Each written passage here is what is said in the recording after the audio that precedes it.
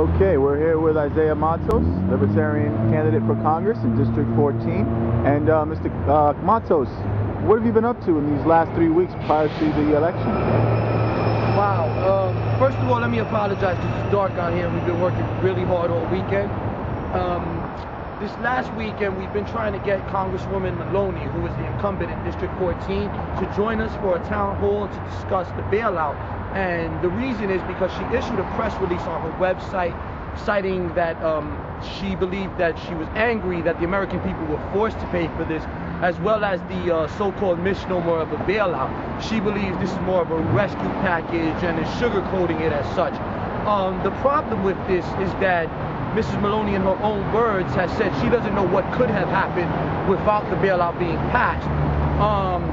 That being said, the bailout did pass, and the stock market happened to crash. So, you know, I guess that's the result of government intervention at its best, or at its worst, however you see things. The bailout is a suspect legislation that should never have been passed. It was rammed through with tons of pork, as I told you guys last week. And it's just a really bad idea. So what we've been doing is we've been going around handing out these flyers, and they have a letter on the back that I've written to Congresswoman Maloney with the help of the Libertarian Party. It's co-sponsored by the Libertarian Party, the Campaign for Liberty, my friend Bill Buran, who's running for Assembly in District 72, and the Green Party of New York, as well as the Republican who is running in District 14, Mr. Robert Hine.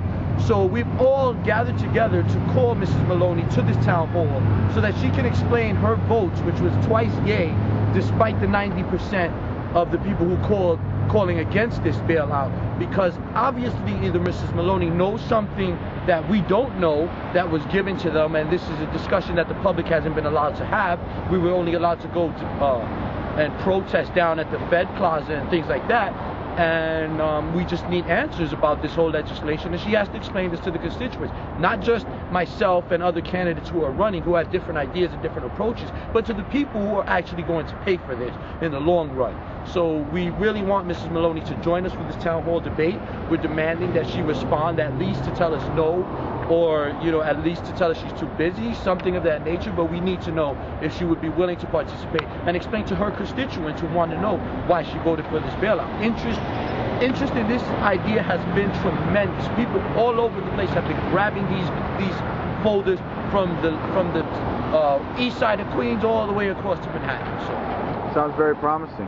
What else should the public expect from Isaiah Matos in his campaign prior to the election?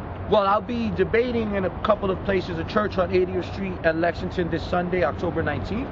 I'll be discussing the libertarian position on war and inflation.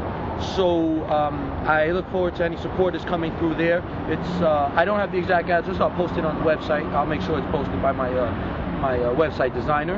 And I have another debate on the 21st, which we'll be talking about libertarian positions and our presidential candidate, Bob Barr, as well as my own campaign and the stances we hold as far as non-interventionism on all levels by the government.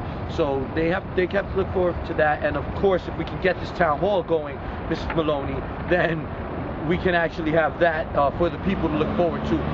Despite my own campaign, they can actually question their own incumbents about what's been going on with this Wall Street bailout.